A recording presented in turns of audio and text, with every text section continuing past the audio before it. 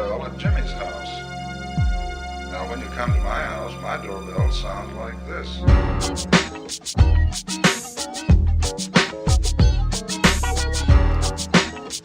Hey, welcome to the People's Weekly. We have everybody here today. a full hosted show. Nolan Hack is back. What's up? We have Jen Deerinwater joining us again. OCO. We have Nix here to talk about Jeremy Hammond's update and some other prisoner updates. And the regulars, Canadian Glenn and me. Who dat? So it's a whole lot of awesome going on today, minus me. So, yeah, we're having technical issues, so hopefully everybody's loud enough for the people listening. Hey, Stuart. Stuart's in the chat. Hey, Stuart. We love Stuart.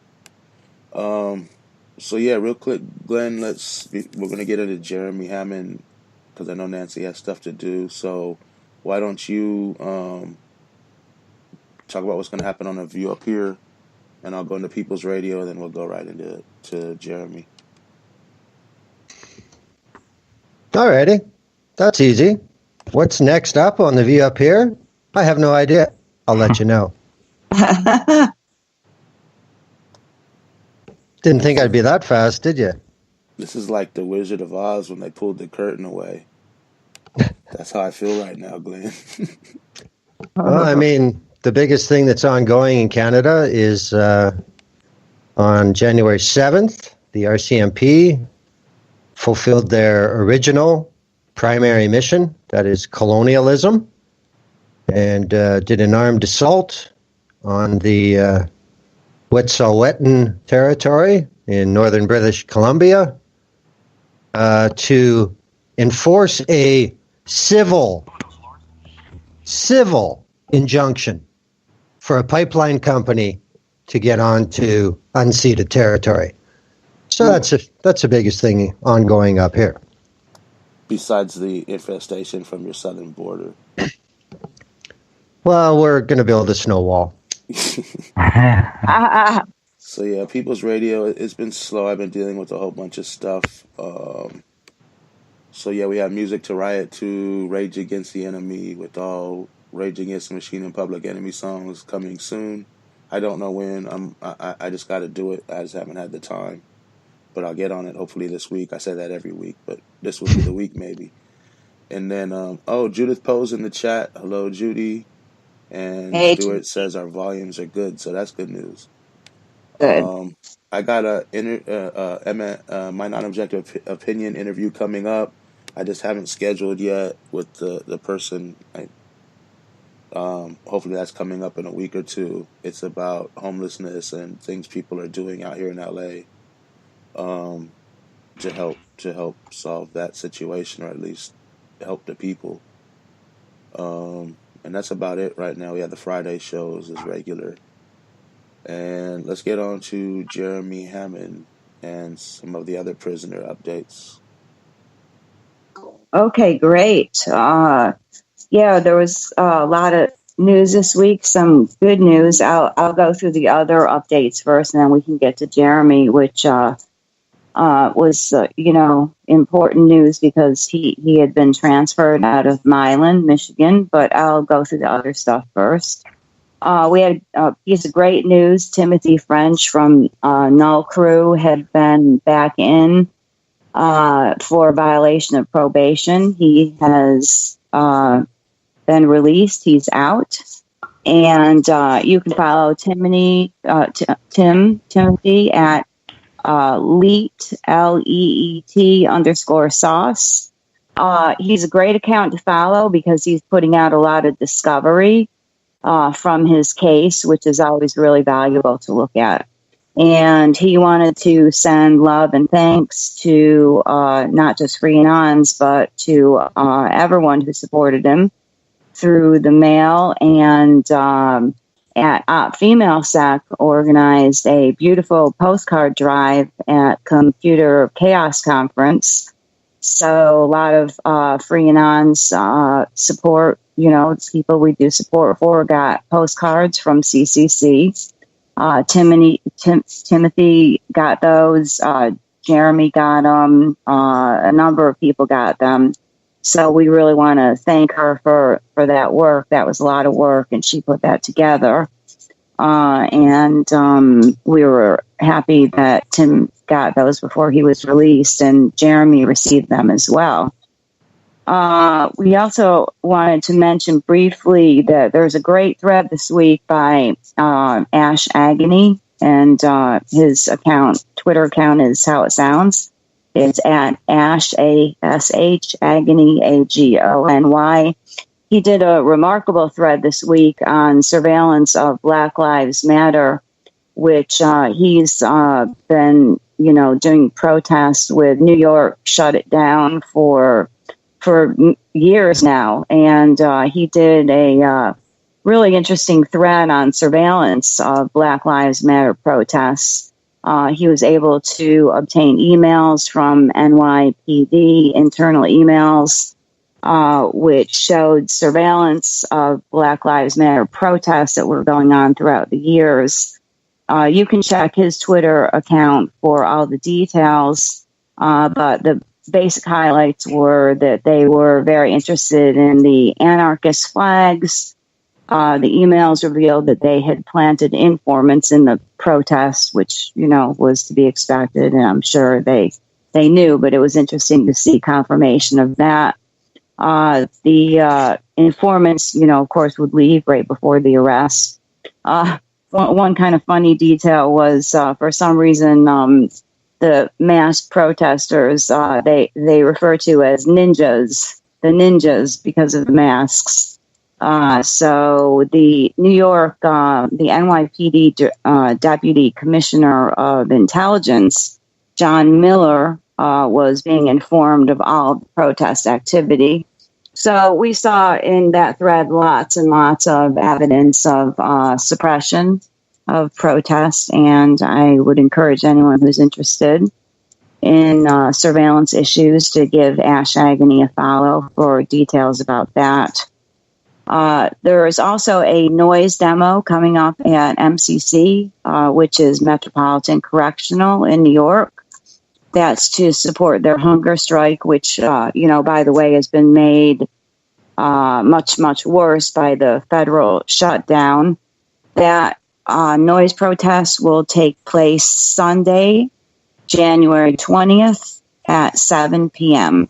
So you can follow at New York _shut it down for information about how to organize with that. Wanted to thank Akron Anons.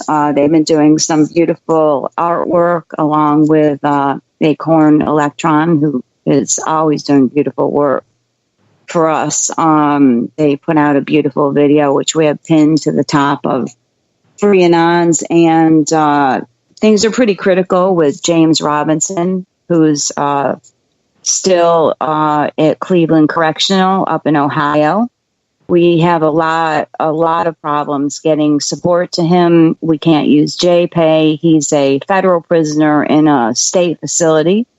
So we can't use JPay. We can't get him any money. You have to be on his visitors list. However, there's a support site for him, which you can find. It's a WordPress site, Free James Robinson, and at an account called OOH_AMH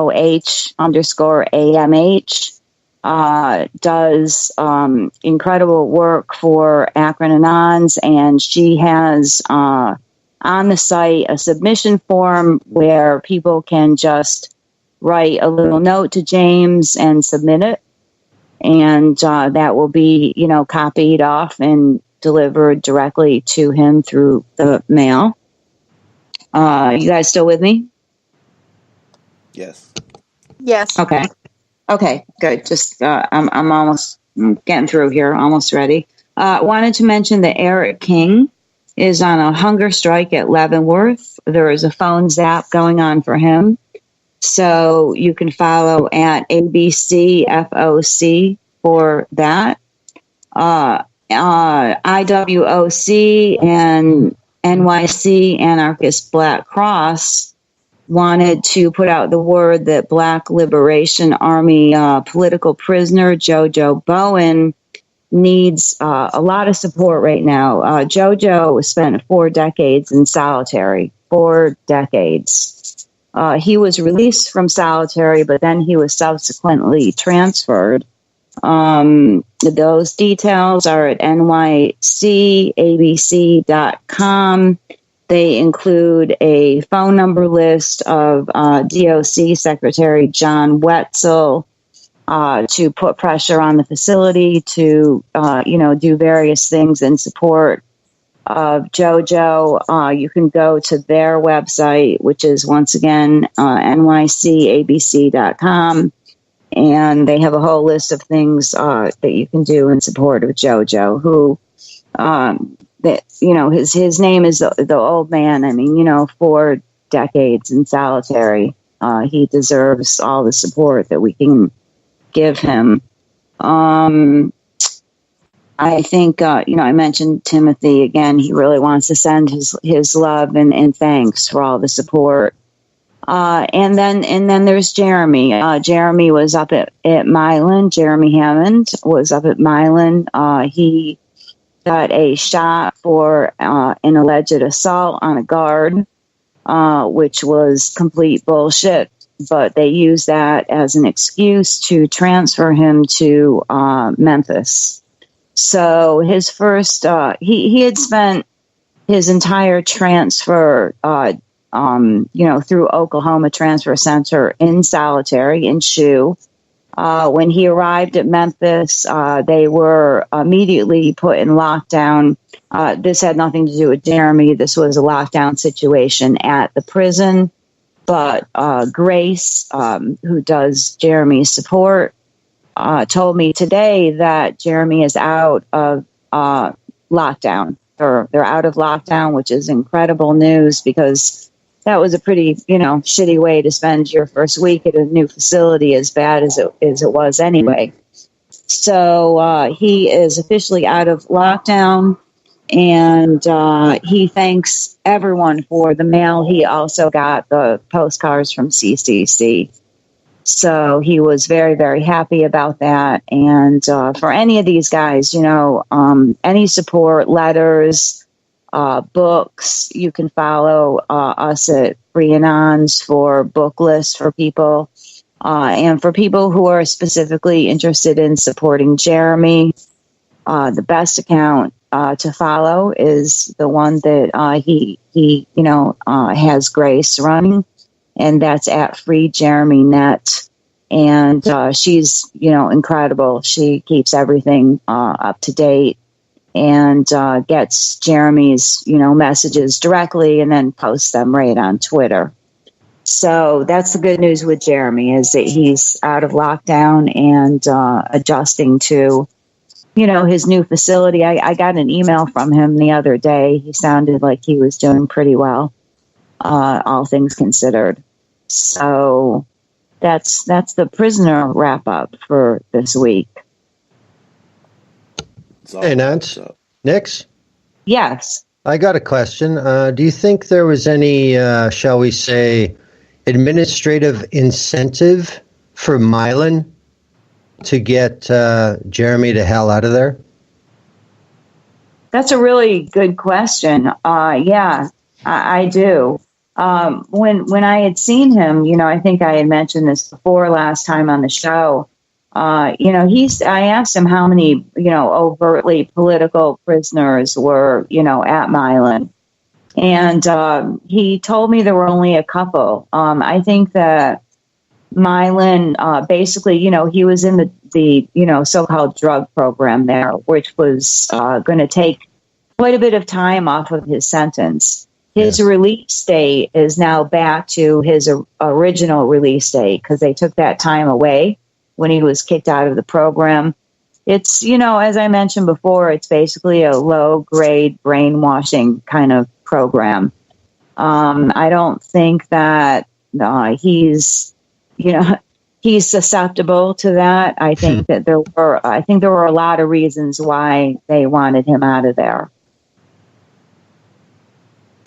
Well, they got what they wanted. Yeah, they sure did. They certainly did. And it was a low security facility. It was actually, as federal facilities go, not a bad, place. It was surrounded by, nice countryside and stuff. He's down now in Memphis, and I haven't been to Memphis. I'd like to go visit, but the Memphis facility is definitely in really bad shape. And he's back to medium security.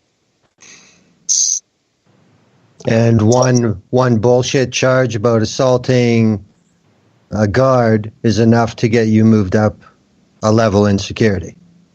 Absolutely. And not only that, but doing the calculations in his time, it looks like, and I haven't confirmed this yet because I haven't done the math, but it looks like that they also added time for the shot itself, which is not acceptable. So we have to go through, and I'm in communication with him about that. I don't know, what we're going to do about it yet, but that would be unacceptable. So we have to see whether they did, in fact, add time just for the shot. I mean, we knew he was going to get the time taken away for the program, but it looks like they've also added time for the shot as well. BOP, consistent. Very, very consistent. Absolutely.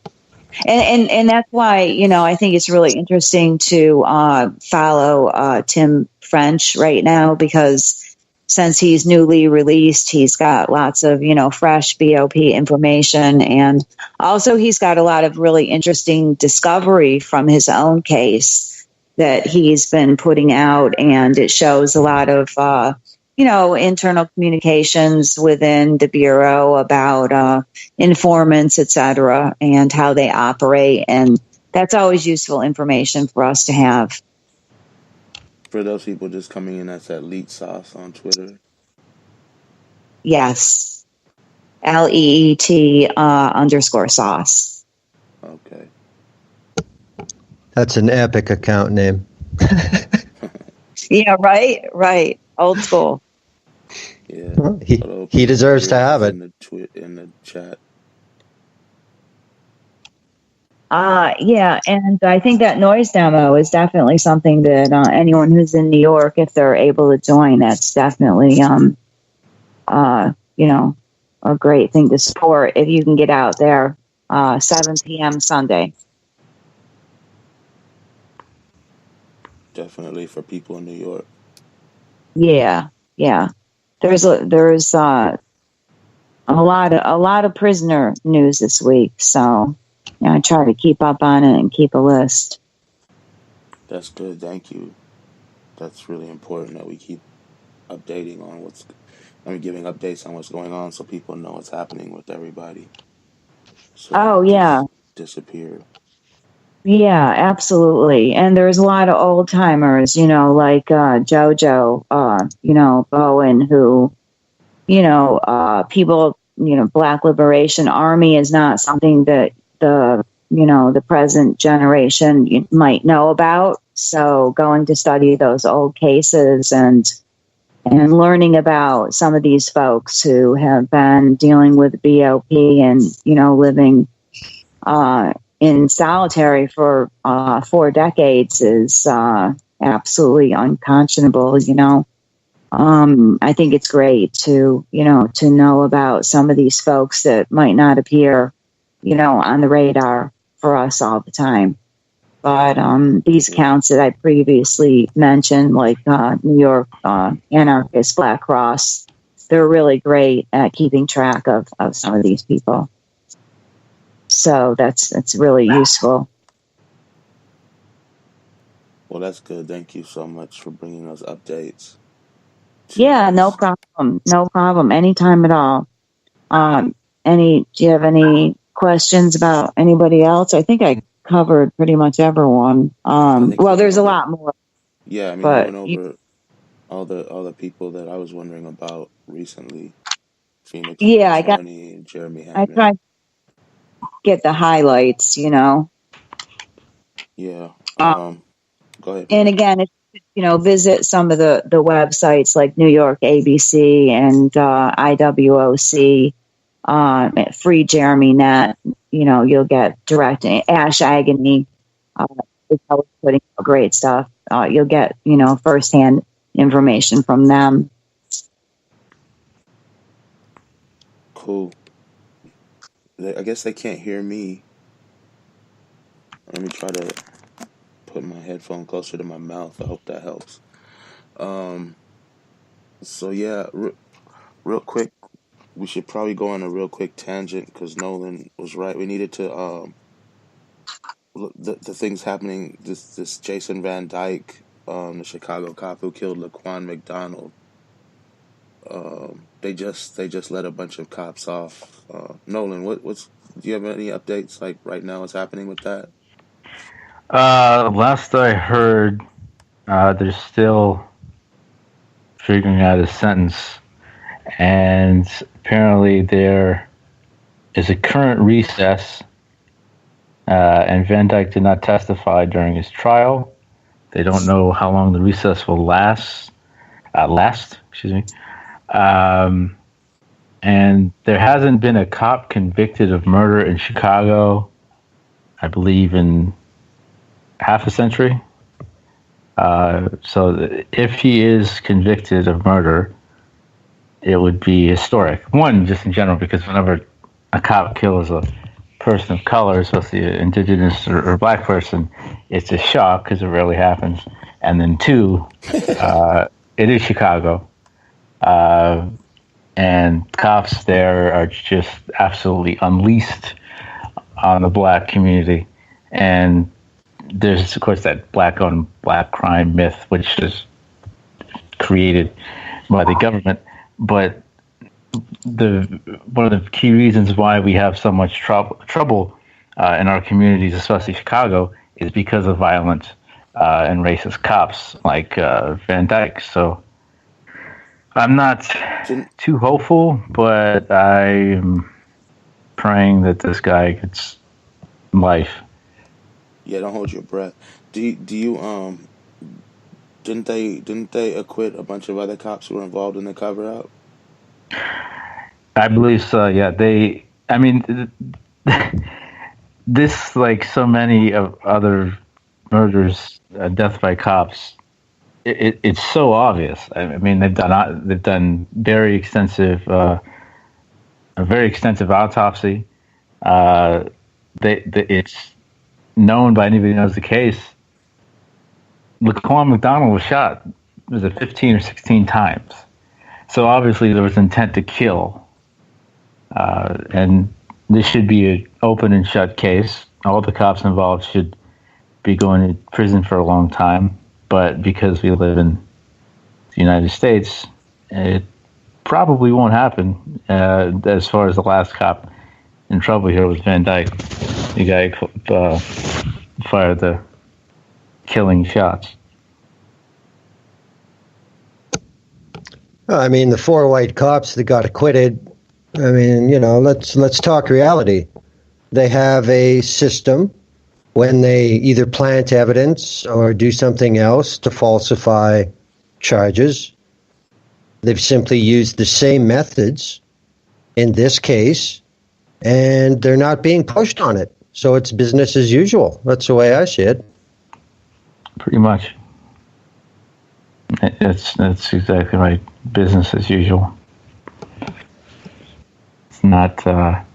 If you watch the news, and I mean, I live in LA. Tim and I live in LA, and if you watch the local news, the way they present it, so often when a cop is involved in some kind of violence, whether it's the rare case where they're actually injured or killed, I should say killed. I mean, cops do get injured.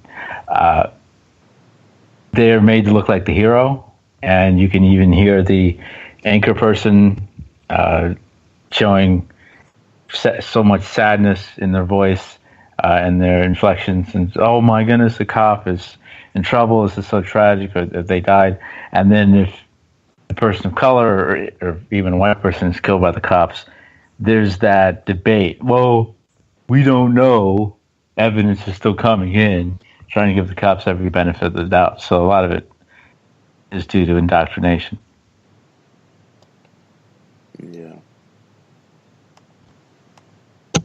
Well, that's the same old thing, though. You got to stick up for the weak link because they are wearing that uniform with that badge. So if it's revealed that one of them is that much of a fucking lowlife, then it reflects badly on the brand.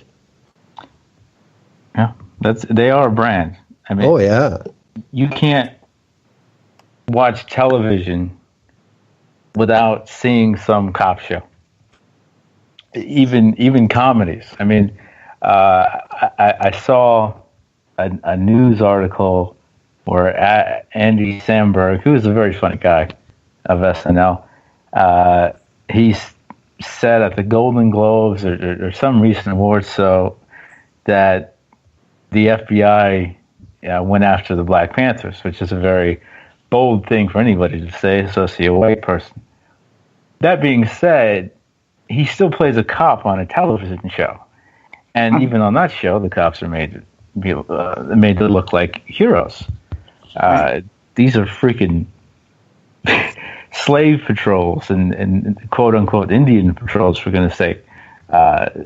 They're told to harm and arrest and kill people of color.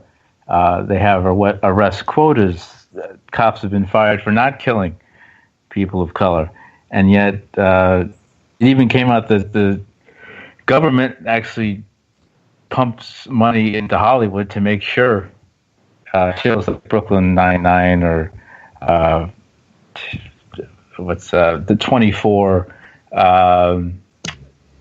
so many other Blue Bloods, NYPD Blue, whatever. That one's horrible. Those types of shows are made so people can watch TV, become more comfortable with their police officers, their FBIs, the CIAs, etc., and have that false sense of safety, especially, you can say people of color.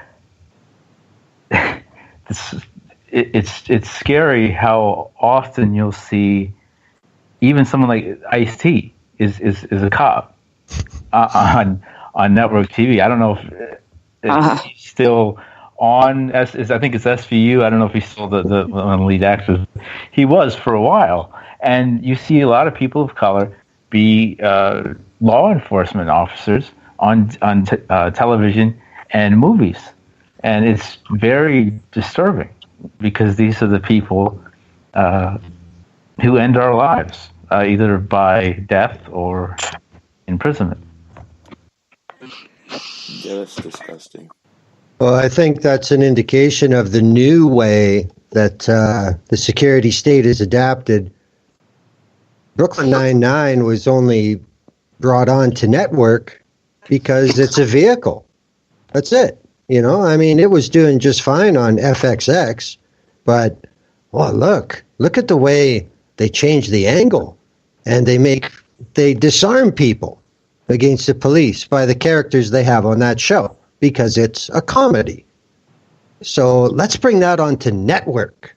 Let's use this tool on a wider basis. That's all I see out of this.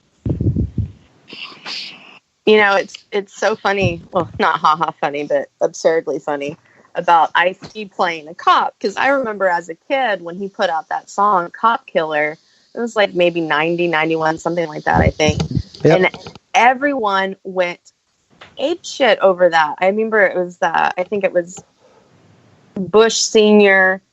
and I can't remember who the VP was, but I remember them commenting on that song. And then, here we are a few decades later, and Ice-T's like getting paid to play a cop. But it's just like, God, you sell out. And that's a lot. I struggle with that. I can't blame you for saying sell out, but I struggle with that because it's so difficult for us to get a job in any way, shape, or form, let alone in Hollywood. And there are a lot of, like I said, there's a lot of cop shows and a lot of cop movies. So, if you're up and coming actor of color and you get a role or you get an audition to play a cop, it's hard to turn down. I'm not so much justifying it, but I'm at least giving them giving them an angle of defense. I can see why one of us would take a role like that. Ice-T, I guess Ice-T is different because, you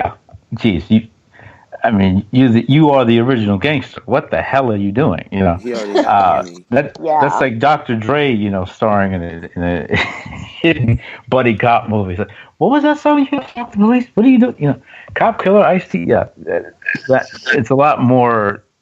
It's a lot more polarizing than Ice-T is playing a cop than someone actor. Yeah, wow. And I totally hear that. Nolan, like, we natives are really underrepresented in Hollywood and really anywhere. So I hear that. Like, I want to see, red, black, brown, and Asian folks getting jobs, getting paid well. I want to see all of these communities out there, getting representation. But it just, Ice-T in particular, like that one really pissed me off when I saw him playing a cop.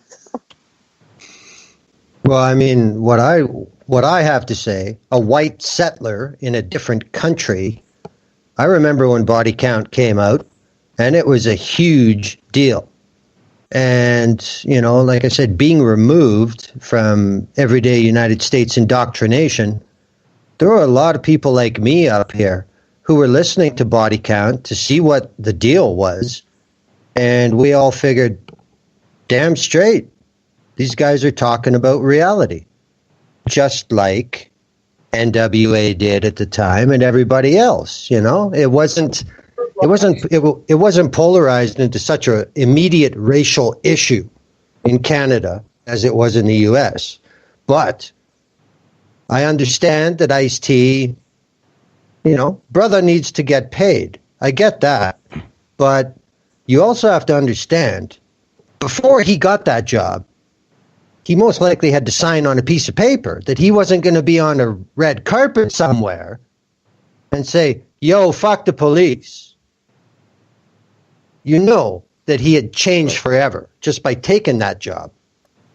I think entertainers of all races are paid too much. But besides that being the point, I think, you can pay teachers and people that do things for people more than actors and actresses.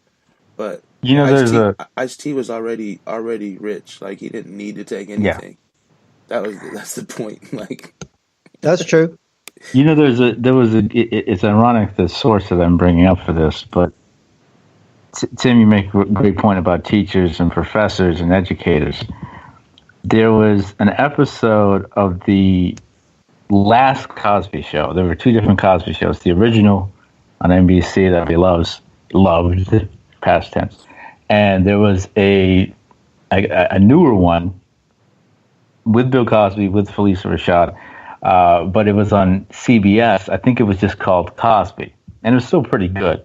And there was an episode of it where one of the supporting characters, Dougie Doug, who actually was in Cool Runnings, he was a brother of the Dreads. He was a teacher on the show, and he had a dream. And in the dream, ESPN was all about teachers and professors.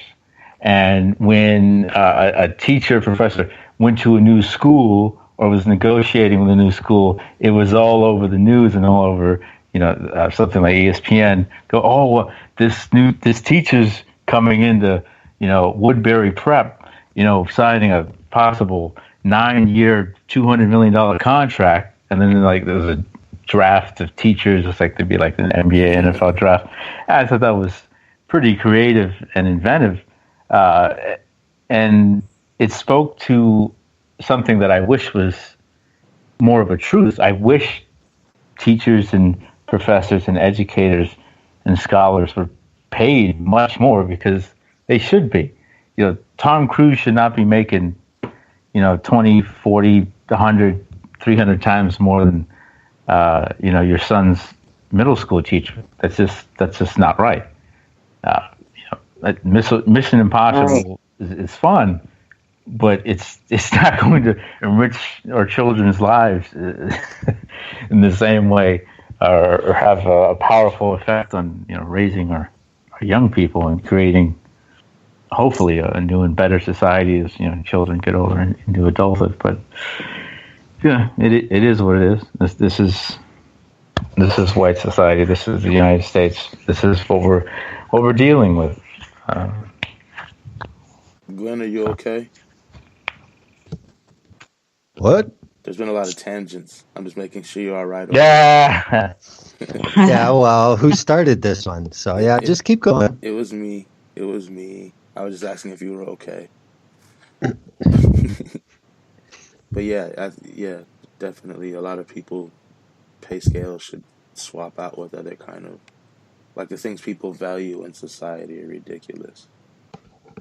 Exactly. It's what the value is placed on. Everything is monetized. The more money you can make us, the more we'll cut you a piece.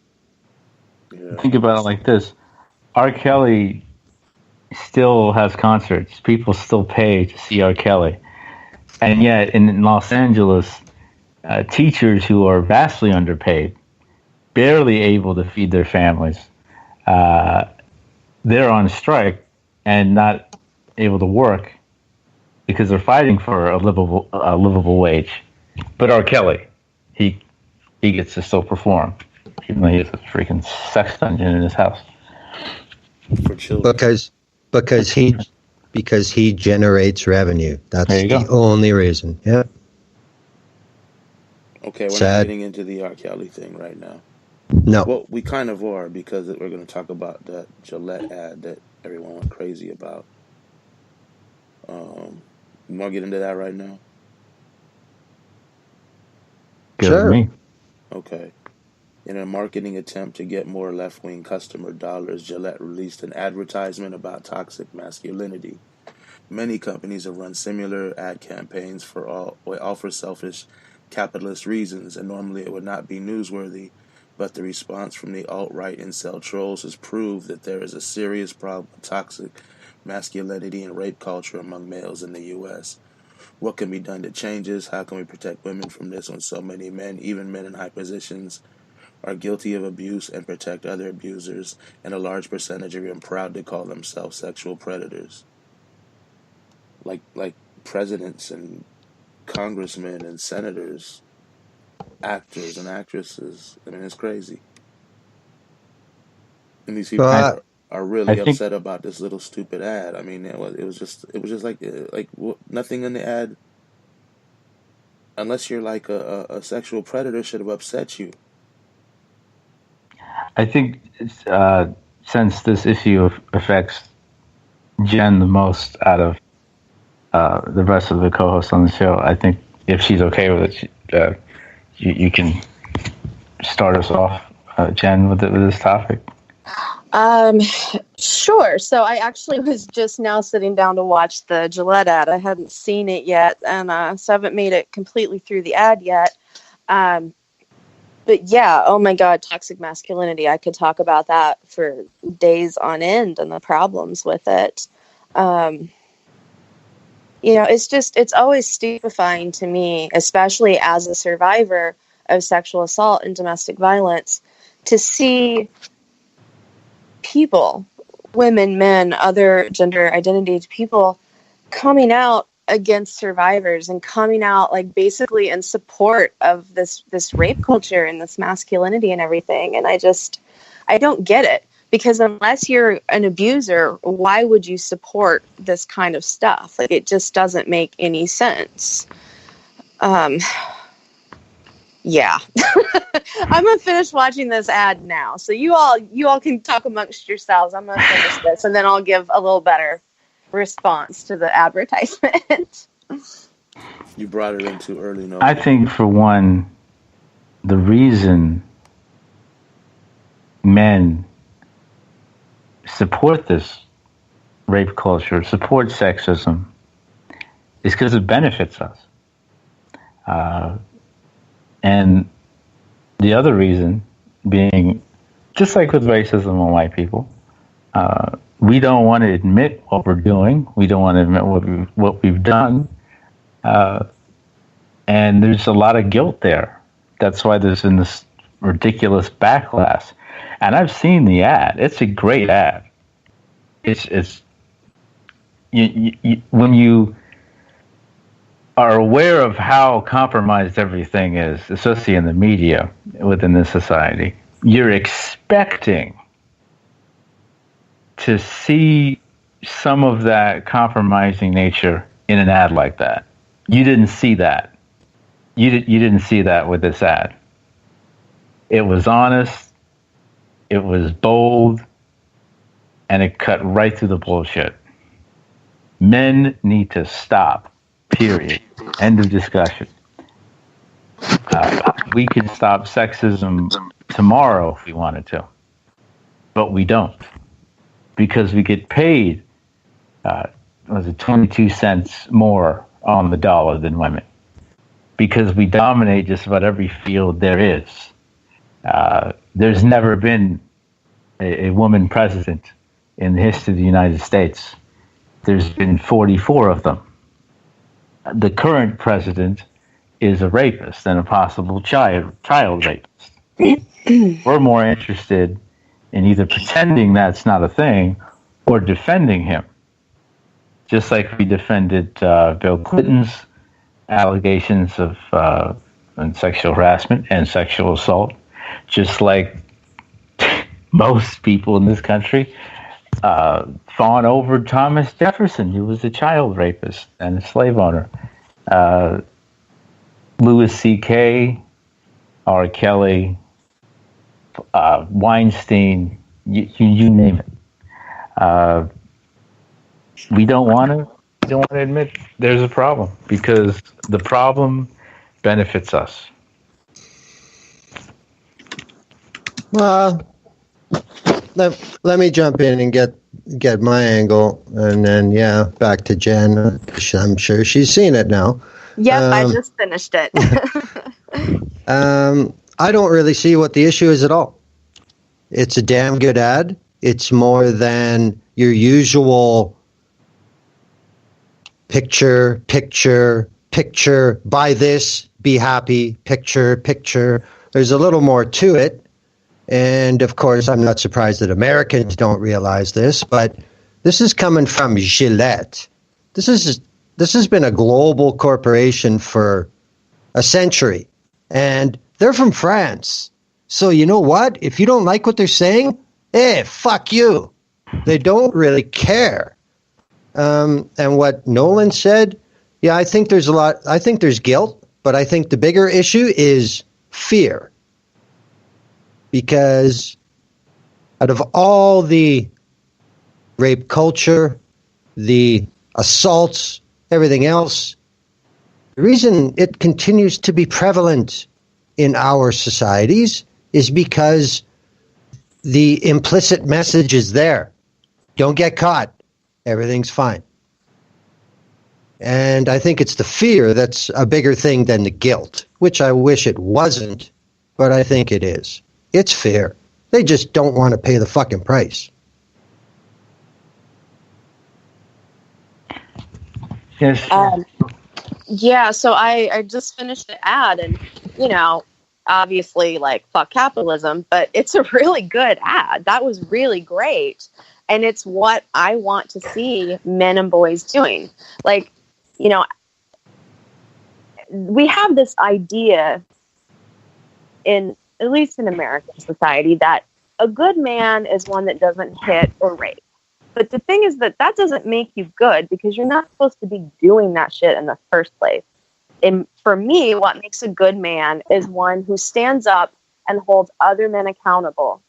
A good man is a man who will stand up and support women and other people who are survivors of violence at the hands of men.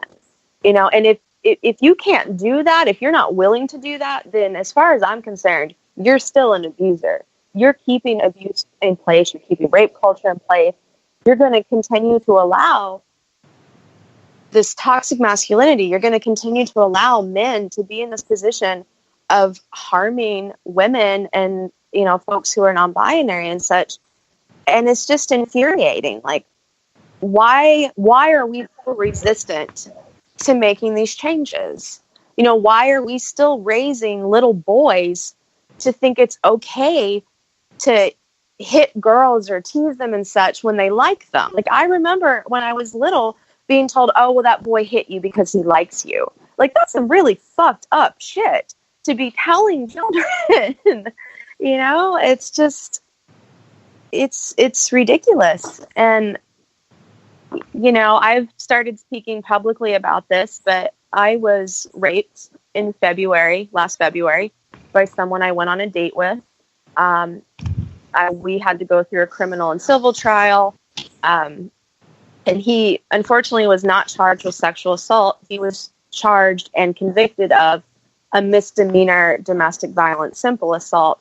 But if you look at this man's record, you look at his criminal record, and you really dig deep, and you look at everything, like his burglary charges, those weren't just burglary. That was him being in women's homes. You look at this simple assault conviction that I was able to get on him, and it still doesn't show what happened. He raped me in my home for 7 fucking hours. And this happened 2.5 months after I had back surgery. So I was incredibly vulnerable. And he knew that. Like, he is still on Facebook and Tinder hunting for women. Like, I've reported him to Facebook and Tinder, and they still allow him to be on there. Like, he's using this as a way to hunt for his prey. And men like this, they go after people like me and other multiply marginalized people because they know that the system isn't there for us. The system doesn't care about us. I think that he looked at my politics and was like, oh, well, she's anti-cop and she's a prison abolitionist. She'll never call the cops. And I didn't want to. If he would have just left my home, I wouldn't have called the cops and we wouldn't have gone through all of that. But he wouldn't leave. And when you're in those situations, it's, I started fearing for my life. Like, I was really worried that I was going to be the next murdered or missing indigenous, woman in Two-Spirit. So, like, I had to call the cops. There really weren't any other options in that situation, and it's like, I'm sorry, I feel like I'm getting a little off topic here, but, like, I feel like we do what we're told to do, and the system isn't there for us. The system doesn't support us. I mean, this man is still running around hurting people, and the government's not really doing anything. He broke both the protective orders that I have against him, and there were witnesses and cameras everywhere, and the government still won't do anything.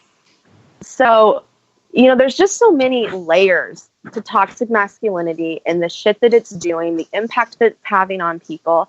And I also think, like, we need to remember that while I'm not crying a river for cis men, but toxic masculinity is bad for cis men too. I mean, there's a reason that men die earlier than women.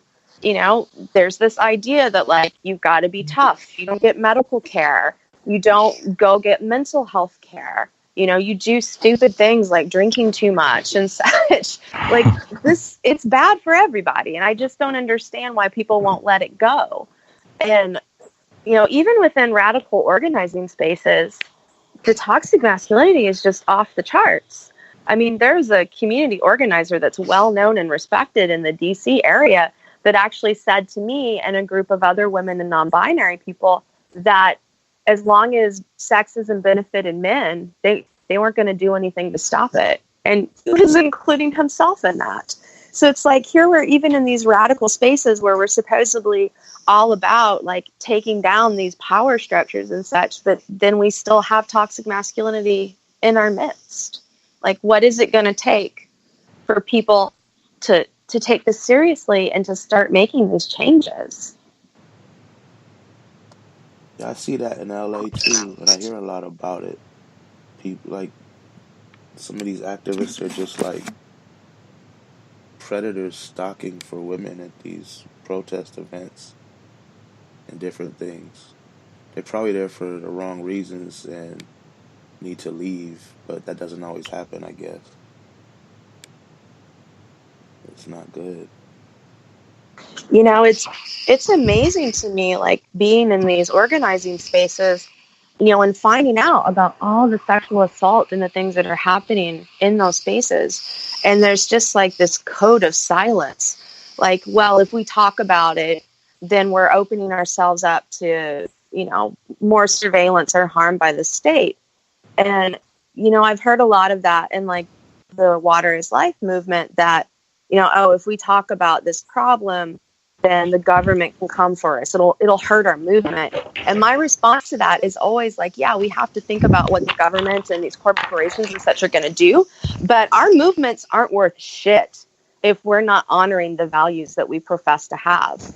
Our movements aren't worth a damn if we have people being assaulted within the movements. Like there's no excuse for it. Absolutely, I agree with that, Jen. I think that's something that, not by accident, has become too prevalent in movements. I don't understand when it happened that people assume or expect that they're not going to get arrested, that they're not going to get hit by a baton. Like, then what are you doing here? I don't understand. Change only happens one way. Change isn't granted. Otherwise, you wouldn't need change. Jen, I'd also like to say, because I am a male, I'm very sorry for what happened to you. And listening to that, all I felt was shame. And when I was younger, when I was in my 20s, I was known to some people as a moral fag, as Glenn the Righteous, and it cost me, some circles, some social circles. It also led to an altercation on more than one occasion. But I've never understood the attraction to belong so strongly that I find in so many men. They are just so scared shitless to take a position and stand alone. I've never understood it, but the powers that be know human psychology, and I think with something like toxic masculinity, that longing, that anxiety to be part of a group is very, very powerful.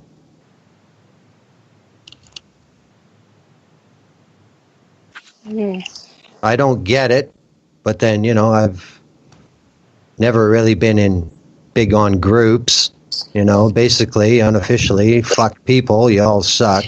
But, you know what I mean? Everybody can see it. There are people who just have to be in a group. They just can't stand being by themselves. And I don't get that. I'm not going to even speculate on what their reasons are. Everybody's can be different, I'm sure. But there's just so many fears that men have that never get talked about in this society. It's always about the fears the victim have. And that's the way they try and make amends.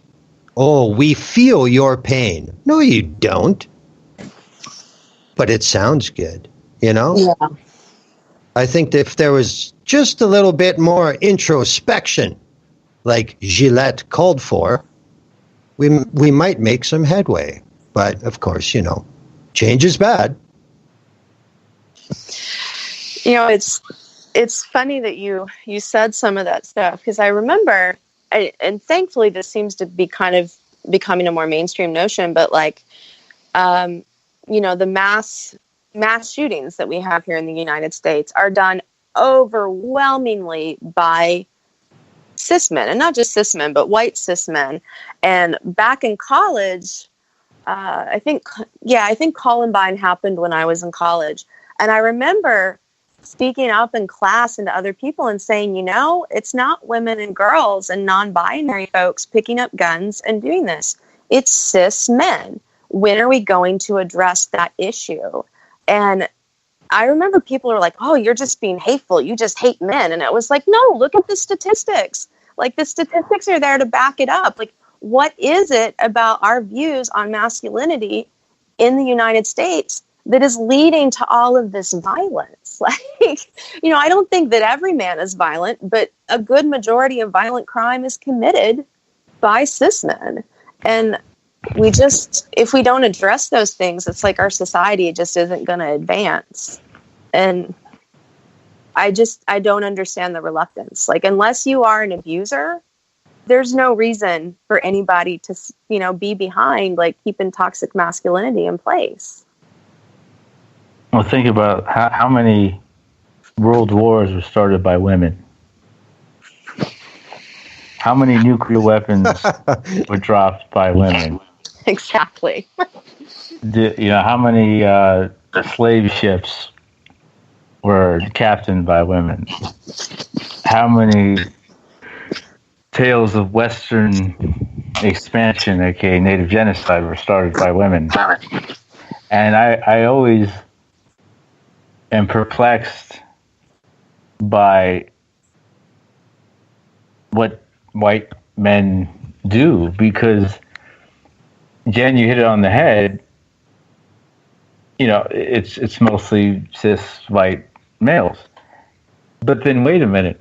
Okay. Men treat women like shit. We put you guys in the worst corners possible. And how any of you still have your sanity is amazing. But we're the ones acting ridiculous. We're the ones shooting up movie theaters and schools and sending pipe bombs to senators and ex-presidents and what have you. And it's the same. Look at it racially. For every who was what's his name? James Holmes, the guy with the Aurora Batman shooting. For every Nat Turner, there are 1,000 James Holmes. And at least Nat Turner had actual cause to do what he did. He was a freaking slave. But my point being, we're driven to the brinks of insanity as far as marginalized people, whether you're talking about women, or you're talking about trans people, or you're talking about black people, etc. But it's the white men who's acting ridiculous and quote unquote losing their minds and shooting up even churches nowadays. So I always pause and I go, why aren't we the ones doing that? If anyone's going to be doing that, you think it'd be us? Yeah, people need to be a lot less tolerant of that. Like, they need to have a zero tolerance level. But it seems like people want to just laugh it off or say, oh, this or that, or it's just how this person is. Like Gillette said, boys will be boys. Dude, that was in. I just didn't like the James Holmes, Nat Turner thing together. That's two totally different things. One's a freedom fighter and one's a psychopath. Well, yeah, that's what I said. One had cause to do what he did. The other didn't. My only point is we are pushed that far. So you think there'd be Nat Turners coming out of the woodwork all the time. But there aren't. But there are so many white men doing the worst things imaginable without cause.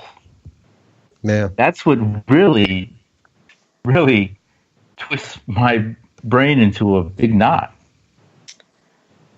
I think... Oh, sorry, go ahead. No, I just was saying it was crazy. Go ahead, Jen. Yeah. And something, too, that is very difficult and I think painful and tricky to talk about as well is the violence, the toxic masculinity and violence that we have within, red, black, brown, and Asian communities. Because, yeah, a good majority of violence is done by white cis men, especially on the institutional level. But, the man who raped me in February was indigenous, and as an indigenous person, the vast majority of violence committed against people like me and indigenous women and two-spirits and such, it's usually by white men. But because of the impact of colonization and assimilation and such, we do have violence, lateral violence at work within our communities. And, you know, I really feel like, and this is just me speaking for me, I feel like in the indigenous communities, there's a support for when women, girls, or two-spirits speak up about being abused by white men. But if we speak up about being abused by one of our brothers, you know, then it's like, oh, you can't talk about that. You're going to hurt our people. You need to sit down and be quiet.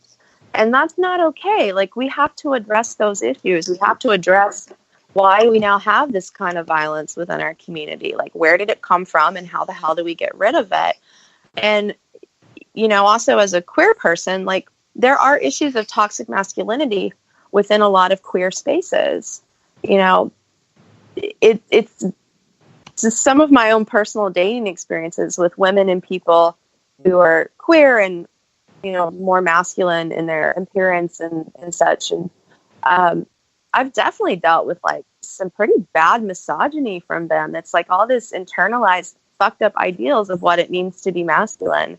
And it's hurting all of our communities, you know? So it's like, how do we talk about that and work to change that? I think those are really important questions that we all need to be thinking about, you know? I think that's a very good point, Jen. You know, it's how do these toxic role models keep getting perpetuated, and why are they chosen? I think that's a very important point, because, you know, you look at this Gillette ad, and like in the description, Tim said, you know, all the incels are flipping out. Well, that's because the ad very intelligently attacks the role model that the incels want to have. To Jen's point of the black, red, and brown communities and how our men buy into that and then contribute to rape culture. It didn't used to be this way, and I will scream that from the rooftops until it becomes a normal thought. Black and Native societies did not treat women like this for the most part. Now, obviously, every group of people has faults because everyone's human. But I'll speak on my own people. I mean, for goodness sake, we had queens running countries, all powerful, like do what the queen says because she runs the dang country. All powerful goddesses, where, you know, Christians believe in God and Jesus. Well, you know, some of us believed in an all-powerful woman who controlled the universe. In the Constitution of the Mali Empire, Article 14, this is quoting the Constitution, never offend women or mothers. Now, we've gone from that, to being the past, pre-colonial Mali, to treating women like second-class citizens, treating them like commodities. If we don't get what we want from a woman, we just cast them aside. And you look at Africa right now, it's nothing like it used to be. More of that indoctrination, these myths, these brainwashing. People think that, well, hey, this is how Africa always has been. This is how, you know, they're just monkeys and ravenous beasts who don't know how to govern themselves. You know, we had political doctrines that lasted thousands of years. We were the envy of the world. You had European explorers coming into Africa having their eyes pop out of their heads because the whole everything they were seeing was so beautiful. They were like, this is nothing like back home. This is good. Gosh, this is better than back home. So this is not how we used to treat women and girls and gay, trans, non-binary, etc. In the Yoruba culture, there were no genders. This is a society in Africa, which still exists. Now we've gone from, okay, gender isn't a thing. We don't know what it is. We don't care what it is. That's not even on our radar, to completely vilifying anything that isn't male and cis and male. If you're trans, ew, what's that? If you're a woman, well, I'm better than you. If you don't give me what you want, fuck you. That's what we're thinking now. That's not what we used to think.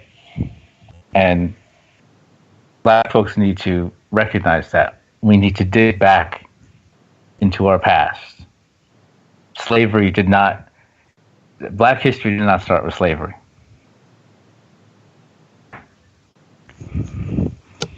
But it did to the colonialist. Yes, it did. It's like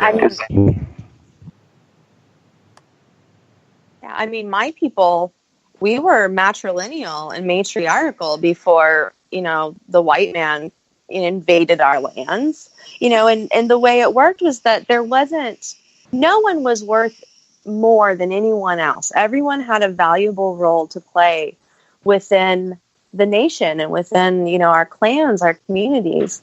But with that invasion by the white man and all of the assimilation that happened to my people, like, we are now, my nation is pretty damn sexist now, and it's just so frustrating. It's frustrating to know that if I had been alive before the white man came, no one in my nation would think any less of me because I'm bi or because I'm two-spirit. My people had multiple genders.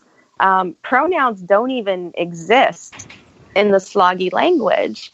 So it's like all of this hatefulness and such that's now present within like a lot of indigenous communities, and in particular mine, the Cherokee, is a result of the white man. And it's so frustrating when I look around and I see Native men committing horrible acts of sexism. Natani Means in one of his songs calls women easy bitches, and then these kinds of men, they're being upheld as being the warriors of our community and the people that we should trust and feel safe with. And it's like, well, no, we're not. Like, if you're still going to behave like a white man, it doesn't matter if you're a Native man, because you're still acting like a white man. You still have that white mentality. You have not worked on like a full decolonization. And that's really frustrating to me to see that, and to see Native men, when they get in front of a camera or a mic, it's, oh, our sisters are sacred, no more stolen sisters. But then behind the scenes, they're saying and doing awful things to us, or they're seeing awful things being done and they don't stand up and speak out. They don't hold their other brothers accountable. And that is infuriating. Like, this is all a byproduct of colonialism. Both many Black and Native societies back in the day, matrilineal, matriarchal societies, and now our heads are screwed on so backwards we can't see straight. I have the feed of the Jason Van Dyke sentencing on the background of my computer. Just if something happens, I could share information. But behind Van Dyke, there are two cops with bulletproof vests. One of them is Black. It's continuing to reinforce that colonial mindset. And what police officers do to women is absolutely disturbing. I mean, we could have a 15-hour show on the child sex rings, the abuse, the domestic violence within police officers' own homes. 40% of cops, I believe, commit domestic violence. It's just sick, but there's a black cop right behind Jason Van Dyke. And I'd like to make a correction because I got the information from a reporter covering the trial. Brandon Smith, the reporter, he said Van Dyke didn't testify during the trial. He actually said that's inaccurate. Van Dyke did testify during the trial, and I've read, hopefully it's wrong, but wouldn't be surprised if it's close to accurate. They're getting close to sentencing, but it looks like, according to one source, that it may be 18 months or close to that in terms of sentencing.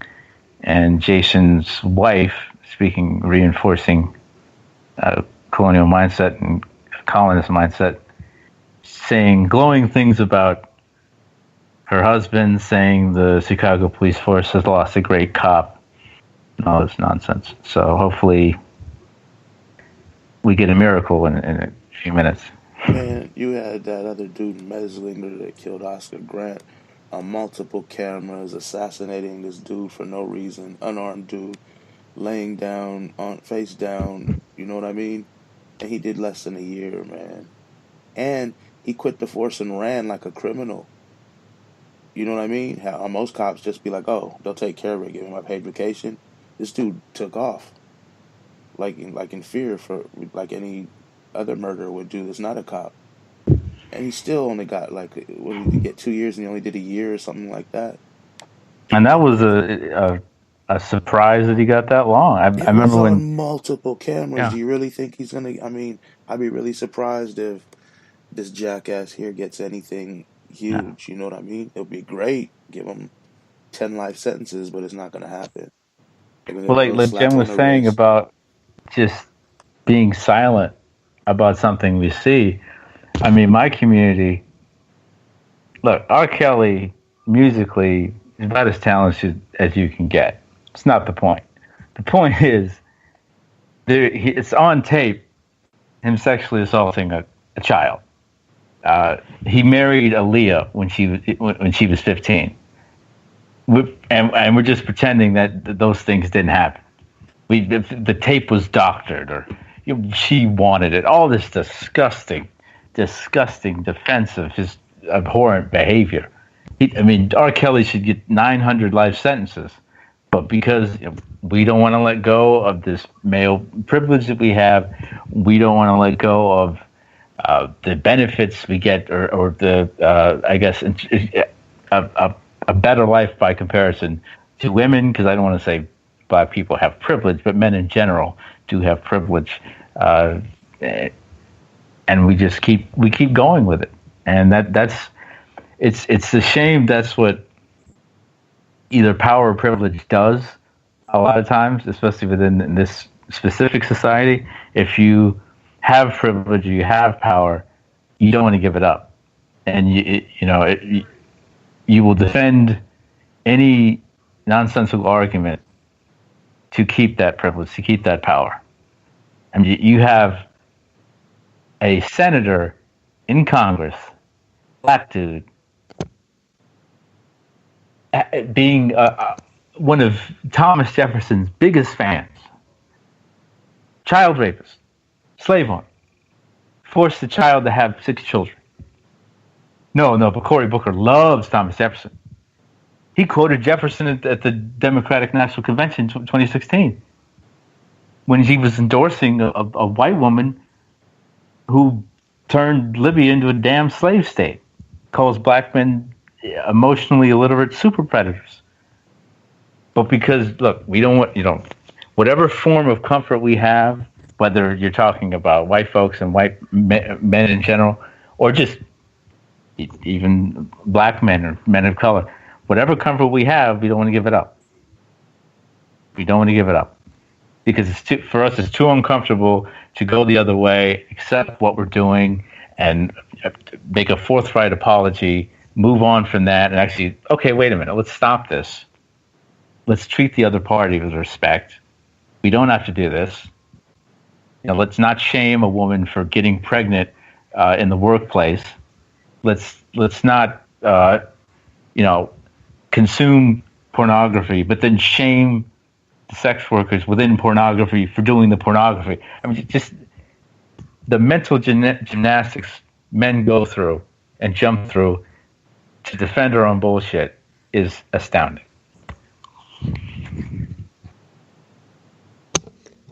Well put. Yep. It's like, people need to stop tolerating it. Other dudes need to stop tolerating it. That's the problem. And you got people defending it right now. These whack jobs. And some of them are even in, like I said before, they're even in our government. I mean, anybody in the national government, they're all like that.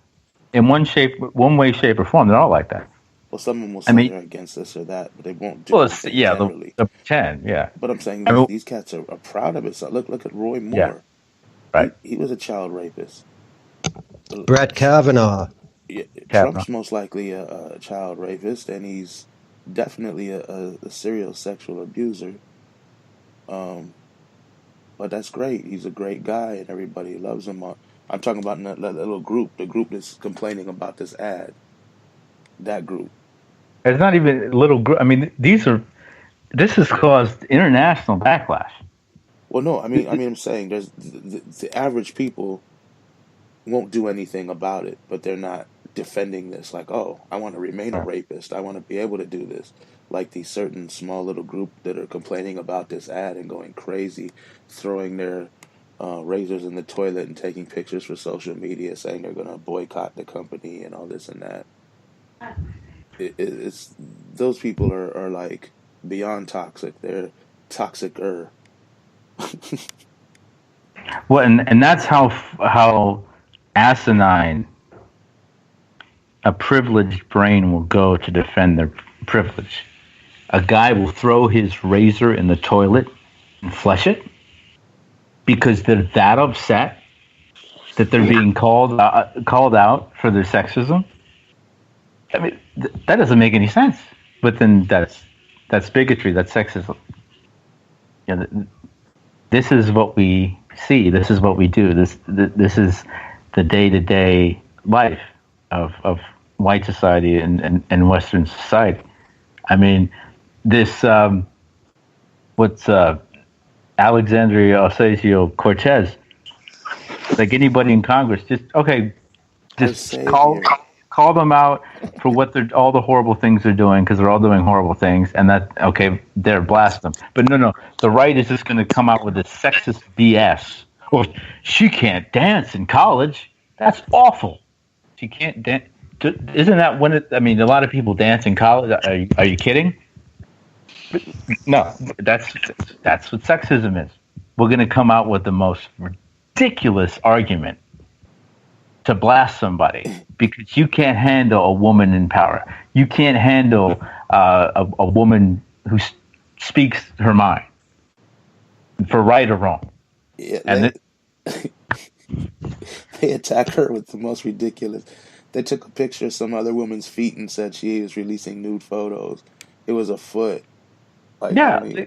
Oh my God! Know, people be at the beach and they take a picture of their feet. Like how is that a nude picture? Now, do you guys notice that the commonality in the methods here? I mean, the video of her in college, in other words, even younger than she is now, dancing, there's sexism in everything. Sexism is a base tool that they use to belittle people. They can't do it without it, it seems. Yeah, that's all their attacks seem to be based on some kind of sexist thing.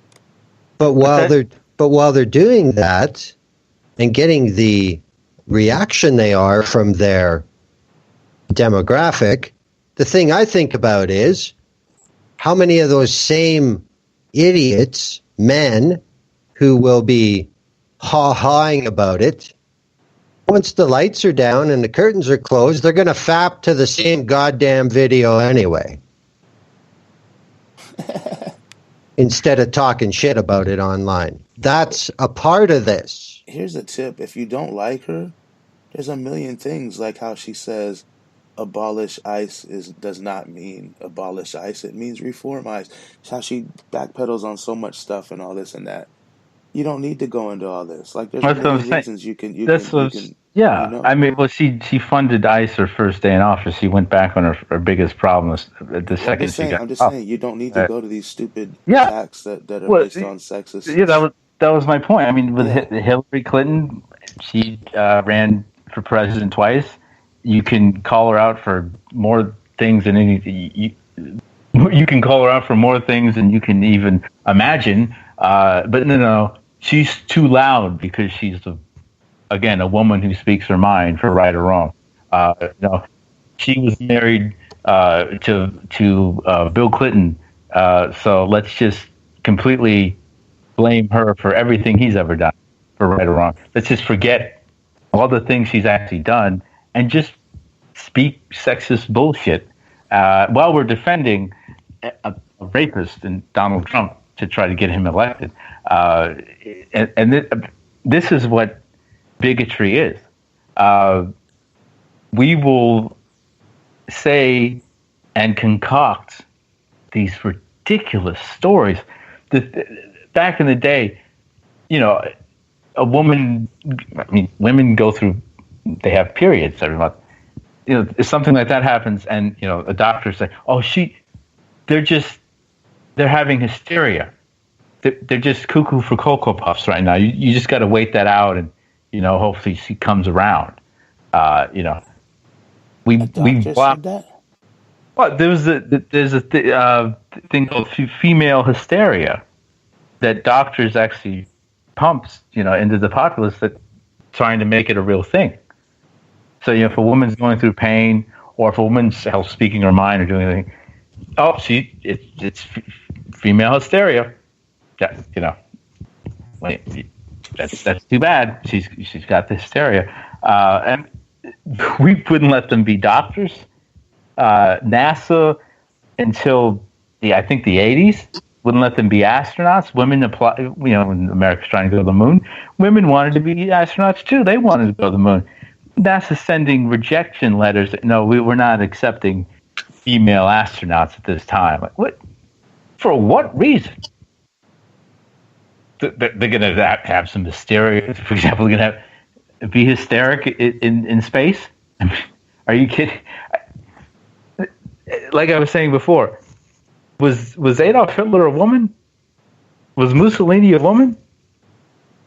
Was Stalin a woman? Are we seriously? But who are we? Woman? Trump, Bush, one or two? Yeah. Clinton. But who are we blaming every 5 seconds? Woman. And I'll say it 100 times. White supremacy is all encompassing. White folks do the same thing to us. Like Laquan McDonald. Oh no, he had a knife, so they should have killed him. It's its own fault. You guys in Chicago are just acting crazy, and you're all thugs, so he deserved to die. A woman comes out and says, I was raped. Well, our first response isn't, oh my gosh, I'm sorry, that's horrible. It's, well, where were you? Were you asking for it? What were you wearing? A relevant question. But this is what we do to defend this nonsense. We will concoct the most ridiculous stories, and you look at how, whether it be medicine, whether it be sociology, how Western society will create these narratives, and then they force it down the public's throats. I mean, black people, they're monkeys. Native people, they're just primitive. They're subhuman. and people buy into it. Oh, well, women, they're more prone to lose their sanity. They're more prone to go over the top. And people have bought into that over time, and that still gets pumped into the populace. I mean, there was jokes, some I guess were serious, where Hillary's going to. What happens when Hillary's on her period, and Russia does something? She's just going to launch a bunch of nuclear weapons. I mean, these are things that we say. I've never heard that. Wow, that's insane. So until the narrative changes, and then until we actually accept what we're doing and admit it, we're just going to keep going around in a loop. Well, I don't want a woman president. But then again, I don't want a president, so. That's fair. Yeah. But yeah, we need to move on to the last topic so we don't run out of time. Anything else anyone wants to say? 81 months, the Van Dyke. ad? 81 months. Nothing, basically. Oh, that's what he got, 81 months. So, not surprising. That's a few years. So like Black life worth a few years. What? A black life is worth a few years. Laquan's life, 81 months. That's what. It's like 8 years, right? Or 7 years.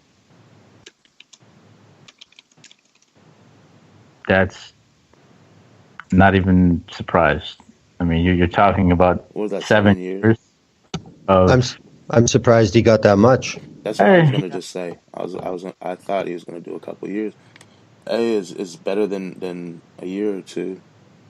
Now they don't have to punish a cop for another few years. He was convicted of 16 counts of aggravated battery, second-degree murder. I hope he gets the worst of everything in prison. I know he's protected, but I hope he is. That was straight out first-degree murder. It was intent to kill. That was a straight-out killing. It was a murder. Second-degree murder and aggravated battery. It's like Sally, what you were saying about your rapist. Like, that's what they're charging him with? That was rape, really? That's it? I hope there's some mad shankster in the prison. Oh, I'm sure he'll be under PC as soon as he gets there. Yeah, I know. But I can dream. So, wow. That's better than I thought, so whatever. He should be in there forever. And they'll probably work something out where he can get off early too. Yeah, and he's got friends inside, and I don't mean people he knows. I mean the COs, the correctional officers, exactly. Cops. Think like he got a bad rap. He didn't do anything wrong. You know how that's gonna be. Yeah. He's gonna be on top in there.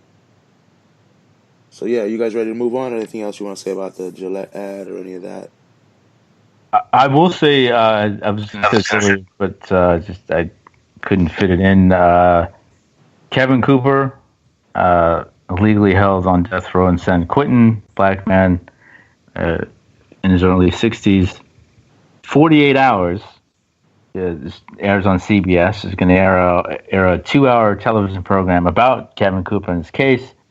January the 26th at 9 p.m. So make sure you check that out. That is a Saturday.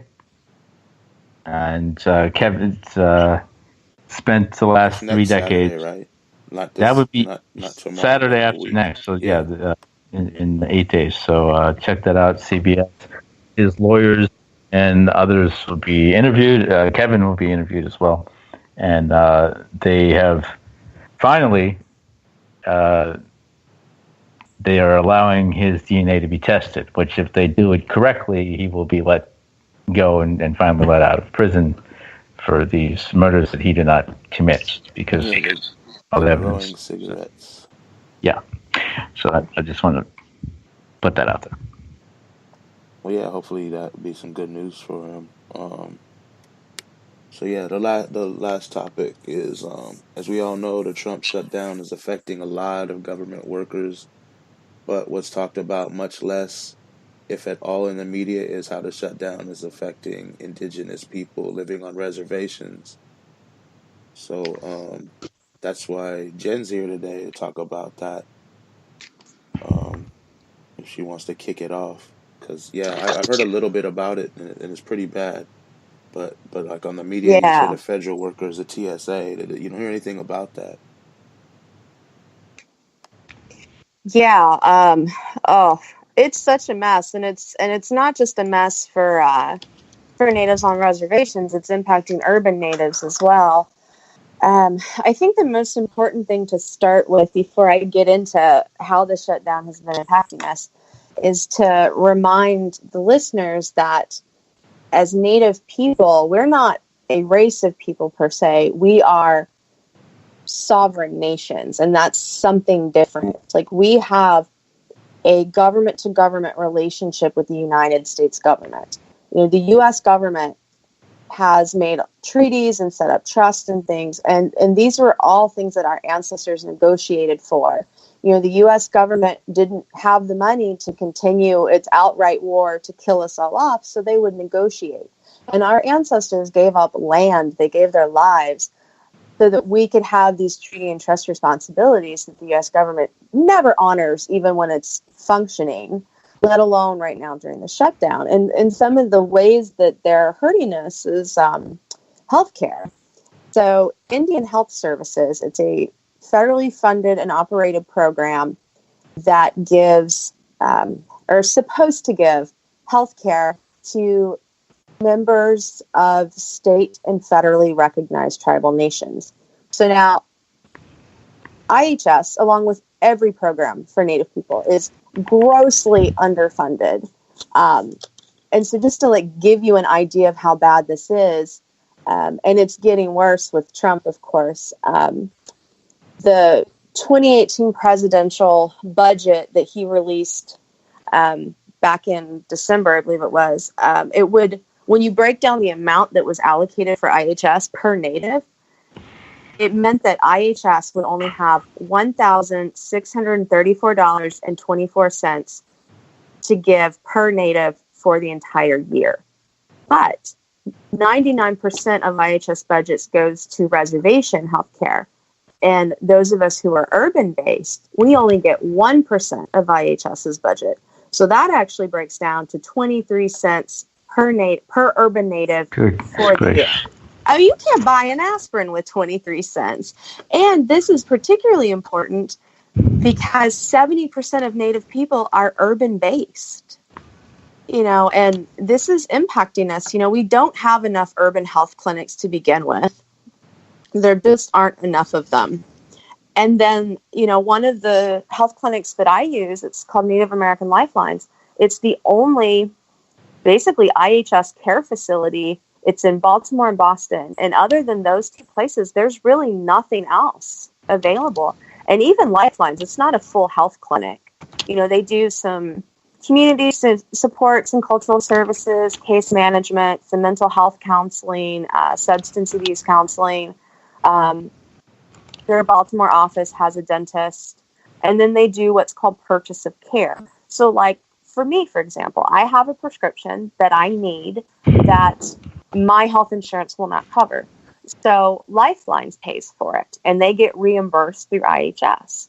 But all of the funding for urban health centers under IHS during the shutdown has been stopped. So I'm going without this medication that I desperately need. You know, Carrie Hawk-Lassard, who's the executive director of Lifelines, told me about a client of theirs who had to have, I believe it was a tooth extraction done in their dental clinic.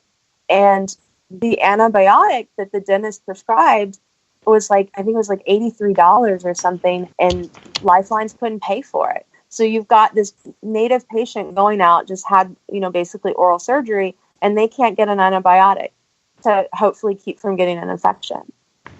It's just, it's ridiculous what's happening.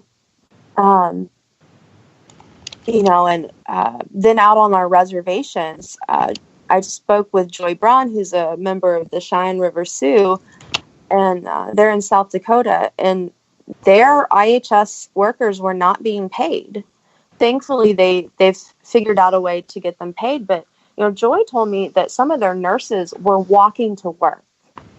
And for people who have never been in a rural setting, walking to work in a rural area is not the same as doing it in a city. You're walking through rain, snow, ice, whatever it is, and you're doing it like on the land. There's no paved sidewalk. There's none of that. And, this is January in South Dakota. People could die from having to be out in whatever weather that's happening. And then also, like, a lot of the roads on the reservations and such are not being plowed now because there's no money for that. It's just so ridiculous what's happening. And, I could go on and on about what, this stuff. Like, as Indigenous people, we're really like the stewards of the land. We're caretakers of the land. That's one of our responsibilities as being an Indigenous person. And there's federal money the U.S. government gives to tribal nations to take care of land and to restore it. And that money is not being given right now. And there's also the issues of housing. So a lot of the housing on reservations, they receive funding under the HUD program. Well, that money is not coming through. There's also a special homeowners loan that those in federally recognized tribes can get. It's called Section 184. And basically, because natives have the lowest rates of homeownership, this loan was put into place to help us buy homes. And that's not being funded right now. It's just so bad. And, the food, like Native people, Native families are 400% more likely to be food insecure. A lot of Natives receive SNAP. Well, SNAP is only funded right now as of the end of February. And then, in particular, for our relatives that are out on the reservations or in tribal villages or on allotment lands, there's something called the Food Distribution Program on Indian reservations. And that's basically, for folks who've heard the term commodity boxes, that's what that is. It's a box of really, really awful, unhealthy food. Sometimes it gets to people and it's rotten, but it's one of the main food sources for some of our people in these rural areas because there are no grocery stores there. If you're lucky, there's a gas station and it's just going to sell junk and it's going to be really expensive. And this food distribution program, it's not being funded right now. And during the 2013 shutdown, food just sat in a warehouse because there was no one to distribute it because there's no money to distribute it. So the food just sat in a warehouse and rotted. I'm just looking at this, and this whole shutdown is all based upon the premise of building a wall.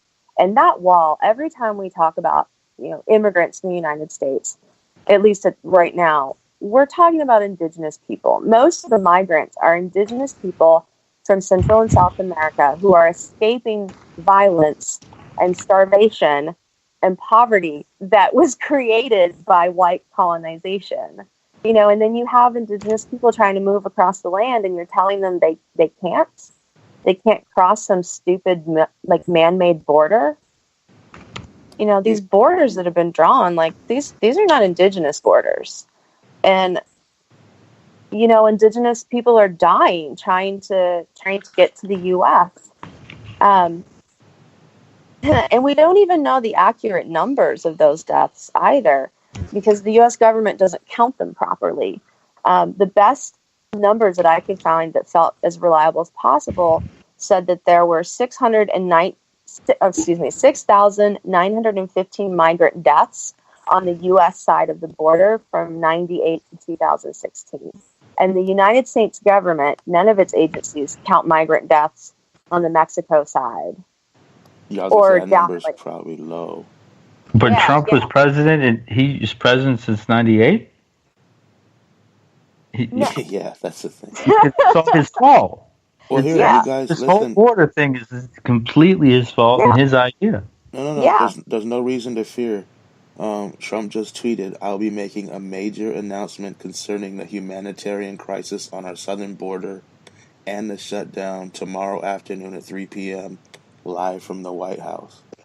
Oh my lord. First Don't off, imagine what that's going announcement. to be. Who Major. bothers people on a Saturday? I don't care what he's It's talking going to be about. the biggest, most Who beautiful bothers people on a announcement Saturday? anyone has ever heard. No, I think that's a giveaway that if it's on a Saturday afternoon, he's got fuck all to say. It's just more stage garbage. Well, according Yeah, what? to they're saying he's might call a state of emergency to get his wall built. He So- legally doesn't have a leg to stand on for that state of emergency thing. I think he knows that, and he's just making that threat.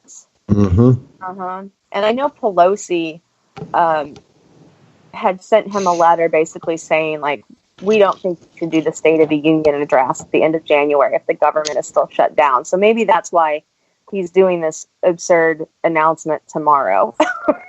He's like, "You're not going to give me a State of the Union address. I'm going to do it myself tomorrow, Yep. 3 p.m." It helps that Pelosi has said that impeachment is off the table, just like she said that during George W.'s administration. Yeah, that's on her greatest hits list. Impeachment is off the table. Mm-hmm. Well, yeah, but let's be fair here. Would you come out and say, yes, we're going to impeach you? He still has the keys. Glenn, she did that with Bush. That's how she got elected the first time around. She came. Yeah, it's like Obama was elected, out to get out of Afghanistan. That was then. That was then. This is now. She's the Speaker of the House. Why would she say publicly that, yes, we are going to start impeachment right now? Why? Doesn't make any sense. It now, but why say it's off the table? Why not say impeachment is coming? Because lying is the way of the world. Yeah. I hope Well, it's like Adam Schiff, who is one of the leaders of the resistance, I guess you could say. He voted, like Pelosi, against impeachment. And yet, at this time. Well, it was the only time they've actually put something to try to impeach him. But every time something comes up about impeaching Trump and something with Trump and Russia, Cohen, etc., he's right in front of the line going after Trump. And you wanted to keep this guy as president when you had the chance to make your vote count. Well, and even if Trump is impeached, these problems are still problems that indigenous people have faced under every administration. And It doesn't matter who the political party is in office. Indigenous people have been dying, since 1492. And, all this stuff it's still happening. Like, there was a spike in the number of detained children at the borders during the summer of 2017, and there was no reunification plan put in place. So these children are being caged basically by the U.S. government, and then they're just being released and thrown back out into the world with no idea where their families are. This is how indigenous children end up being trafficked, how they end up being abused and murdered. And the U.S. government's doing this, but it's not new. It just looks different. I look at the detention centers, and I think of them as being very similar to the boarding schools. I think of it as being very similar to the forced adoption of Native children into white families. It's, none of this behavior is new. It's just the pattern just slightly changes in the way it all plays out. But it's all still genocide, It's genocide against our relatives from the South, and it's genocide from our relatives here in the U.S. and up into Canada, Absolutely. It's frustrating. I'm all for shaming, locking up, impeaching, whatever, any president. Just get rid of all we can. Maybe it'll trickle down through the rest of these politicians. Yeah. Well, look at the last president. hope, change, and all that nonsense. Obama, black president, black Democrat, everything that liberals have put on a seemingly unattainable shelf for us. And then we got one, black president. He's Democrat. Okay, wait, we can do something now. This dude, the worldwide leader in deportations, he deported more people than any president in history. Yep. He took children from their parents, native children from their parents, whether it's in between these borders, especially in the Dakotas, or on the border down south. This is, Jen, right on point. This is hardly new. I mean, for goodness sakes, talk about detention centers. You got black slaves in Libya in detention centers. Women going through the worst, black women go through the worst nightmarish situations you can imagine. And this black president made that happen, along with the United Kingdom and France. And this is doesn't matter what the president is, some new form of black and native genocide gets pushed through. And then you have a bunch of other people in trouble, whether you're talking about women, since 9/11, you talk about Muslims. We're going to blame this one thing on you and just completely shame your entire race in this country, Arabs and Muslims, and your religion. Yet, how about the Catholics and the schools and the children abuse? No, leave them alone. But what about the health, Scientology, all their detention centers? No, leave that alone. Well, the simple way to explain it is the cults and the movements that are a function of the state. Whenever something goes wrong, it's the fault of the individual. When you have movements, etc., against the state, every misstep of the individual is blamed on the entire group. Yeah, that's what happened with Nazi Germany. It wasn't really any missteps for that. It was just, let's just find the scapegoat and completely blame one race. But in the U.S. and Canada and Australia and New Zealand and in South America, that has been the default of the colonizer since day one. Oh, yeah. Mm-hmm. Yeah. It's always the group. Yeah. And something else that hasn't really been talked about too much during the shutdown is that how, the lack of funding for IHS is also impacting our people who are struggling with addiction. So we've got this president who supposedly is, we got to stop the opiate crisis. It's a problem. And meanwhile, Native American Lifelines has had 6 clients. They had 6 clients OD in 2 months. And that's high. Like, this opiate crisis, it is a problem for our people. And yet there's no funding right now for the counseling and services for our communities. Which also brings me back to, as a person who suffers from chronic pain, when this whole so-called opiate crisis really got into the public attention, it's like, well, this isn't new. People have always struggled with addiction. It only seemed to become important to the U.S. government when it became upper middle class white children getting addicted and ODing. Like, when it's Native kids or people, black folks, brown folks, hell, even poor white people, the government didn't give a damn. And Sure. this is a really great example of that. You have a community that struggles with addiction and substance abuse and such, and then you won't fund the healthcare for them. Give me a fucking break. You don't care. Why don't you just own it and say you want to kill off as many natives as possible? Just be real, because that's what's happening.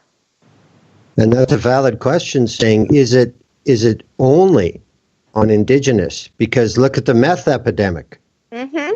And look what it did to central United States. It became profitable for media to show it, but there were no real programs to prevent it. Why? Because it was quote unquote trailer trash. Yeah. Yeah. Well, that goes to the whole Crack was Yeah, there's another one. put here that goes to the whole point of the all-encompassing nature of white supremacy. Poor people are oppressed people, white, green, black, whatever. They are not a part of that all men are created equal line. So, women, trans people, black people, poor people, etc. We're always at the bottom of the barrel. So that's true. And remember the heroin upswing of the 90s. That wasn't a problem until the suburbanites started, the weekend warriors started dying. Then it was an issue. Yep. That's exactly Same it. with rap music.